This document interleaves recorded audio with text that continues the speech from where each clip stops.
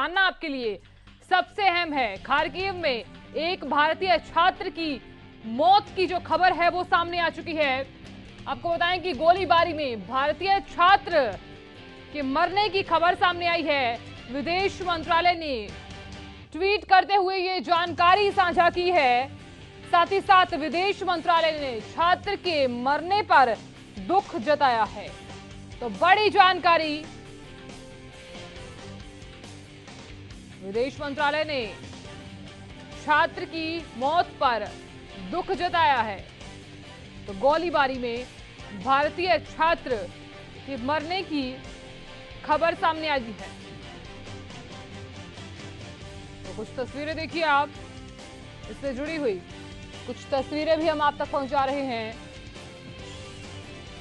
आपको बताएं कि ये छात्र भारत का रहने वाला है।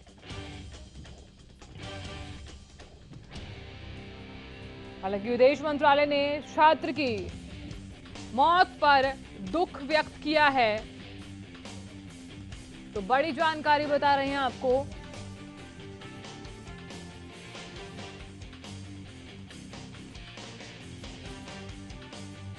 खार्किव में एक भारतीय छात्र की मरने की खबर सामने आई है। गोलीबारी में भारतीय छात्र के मरने की खबर सामने आई है।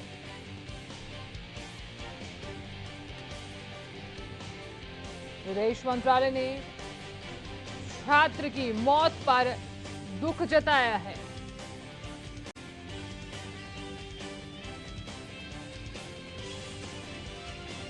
खार्किव में एक भारतीय छात्र के मरने की खबर सामने आई है। आपको बताएं कि गोलीबारी में भारतीय छात्र के मरने की खबर सामने आई है।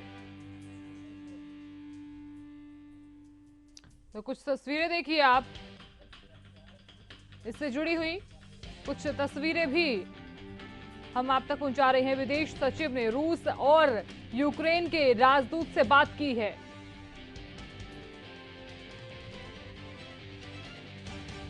हालांकि आपको बताएं कि गोलीबारी में इस छात्र के मरने की खबर सामने आई है।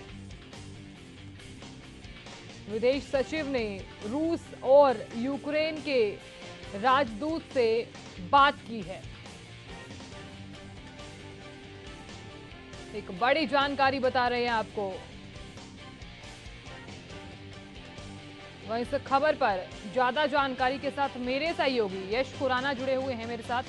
यश, आपसे जानकारी चाहूंगी कि यहाँ खार्किव में हमारे भारत का एक छात्र था, लेकिन इस बीच जो जानकारी है वो ये सामने आई है कि उसकी मौत हो चुकी है।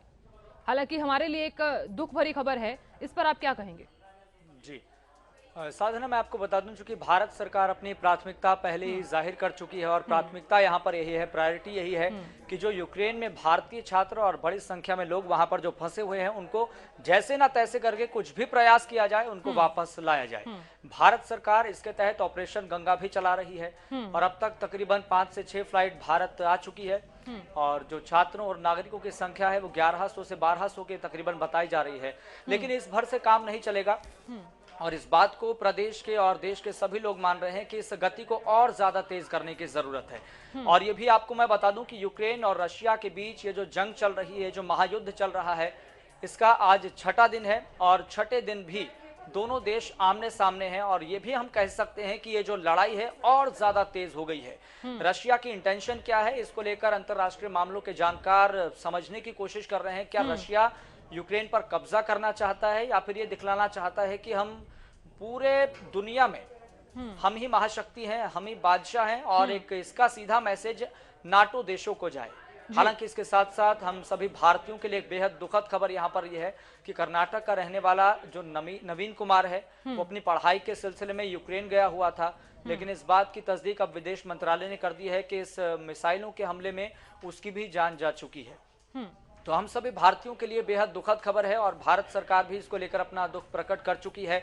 और अब ये सोचने वाली बात है कि ये हमला कब खत्म होगा, ये लड़ाई कब खत्म होगी, ये जो जंग है जो चल रही है, जो हर दिन बढ़ते दिनों के साथ और तेज होती जा रही है, कब खत्म होगी किसी को ये नहीं पता है। और अंतर्राष्ट्रीय मामलों के जानकार भी इस पर पूरी तरह से अपनी नजर बनाए हुए हैं और चिंता लगातार जता रहे हैं हम्म। कि रशिया की क्या सोच है, यहाँ पर यूक्रेन की क्या सोच है। दोनों देश कोई भी पीछे हटने को तैयार नहीं है और जंग इस मुहाने पर आकर खड़ी हो गई है कि कब खत्म हो गई, क्या होगा, कुछ नहीं पता। और अभी भी संकट इस बात को लेकर साधना यहाँ पर यह है कि जो 20,000 से ज्यादा छात्र और नागरिक वहां पर फंसे हुए हैं, वो एक बहुत बड़ी संख्या है और अपने आप में बहुत बड़ा चिंता का यह विषय है। ना जाने क्या हो जाए आगे।